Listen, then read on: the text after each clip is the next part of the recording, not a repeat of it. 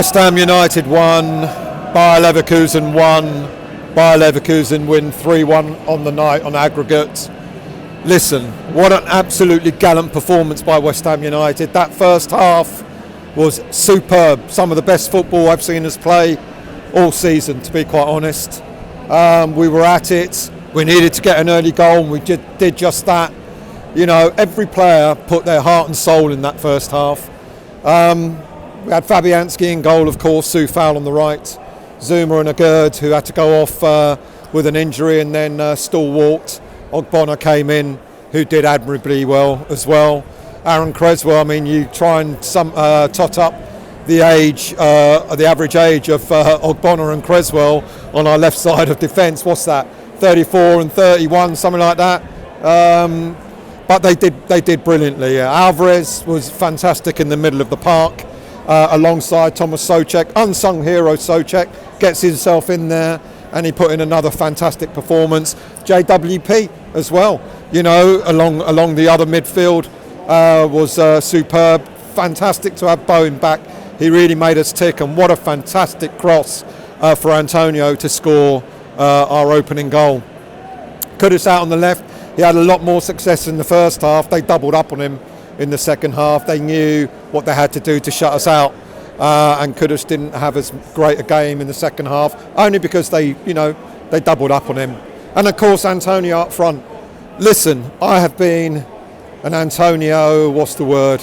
You know, saying that he's just not, you know, he should be replaced, etc. And I dare say at the age of 34, you know, he will eventually be replaced, maybe next season. But what he's done for West Ham United since coming back from injury this season has been nothing short of superb. He was everywhere in that game. He gave his all. I think he was made man of the match. I could be wrong, I don't know.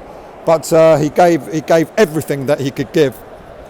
And he scored an absolutely fantastic goal, but we just couldn't get that crucial second. We were on the up in the first half. If we could have managed to have gotten a second goal, then that would have given us the impetus. But half-time came at the right time for Leverkusen, because we were bombarding them. We were all over them, and they couldn't handle it. They didn't know how to handle us. They got niggly, and they got scrappy, and they were pulling, and Antonio was being wrestled to the ground, and I don't think he got one free kick, not one. And yet, every time their players got touched, they got a free kick. Now, let's talk about the ref for a little bit, because I'm not going to try and blame the referee for that result. You know, that was down to us. We didn't strengthen in January. It was telling yet again. Bayer Leverkusen, I think they brought all their 5 subs on.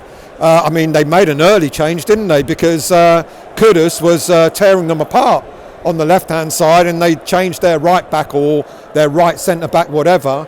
So they saw the threat, but they had, you know, 5 decent substitutes to bring on, and of course we didn't. And that's where we've been let down yet again, our lack of depth in the squad. So the first half, I think, you know, I don't think the players could have given any more. You know, we had so many chances.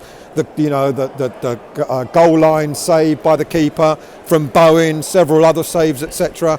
We should have been maybe 2, maybe 3-0 up by half-time. But Leverkusen did what they had to do in the second half. They then started to... No, let me go on to the ref for the second half, because there was a distinct difference in the way the referee reffed the game in the first half to how he reffed it in the second half. I don't want to call anyone a cheat, but goodness me, everything was going Bayer Leverkusen's way. Spanish referee, we saw Alonso having a chat with the referee as they were coming back out in the second half. You've got to ask yourself, what on earth went on there? What on earth was said? What on earth was decided, where the referee gave them every single thing? Even throw-ons, even corners and stuff like that, when you thought that we were meant to get a throw-on, a corner or whatever, it went the other way. Every time Antonio getting onto him, every time Antonio was wrestled to the ground, I mean literally hauled over, the referee waved play on. The minute we went into them, the referee just blew for a free kick for them. There was a kerfuffle on the sidelines. I think Kevin Nolan was having it with some of their subs, and I don't know who else was there, but the Leverkusen bench, bunch of fuckers, having a go at everybody. And then there was a load of stuff going on the pitch as well. They were niggly. They couldn't handle us, so the only way that they could handle us was to rough us up.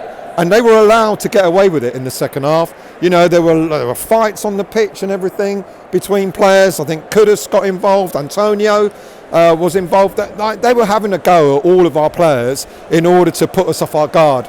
And the referee did nothing about it. I don't know how many yellow cards were given out. Wouldn't surprise me if the referee mistakenly gave a player 2 yellow cards and not even knew about it. But, on a serious note, the refereeing in the second half was appalling. Absolutely abysmal, really, really bad. Something going on there. But, having said that, they got their goal to kill the game. An absolutely lucky deflection. How unfortunate it was because we were tired. It was showing. It was more out of sort of tiredness that they sort of started coming at us a bit more. But they did have 5 fresh legs on the pitch, whereas we only had a couple. And so we were flagging. We were never going to keep up the pace that we had in the second half as we did in the first half. Can you hear the Leverkusen fans in the background?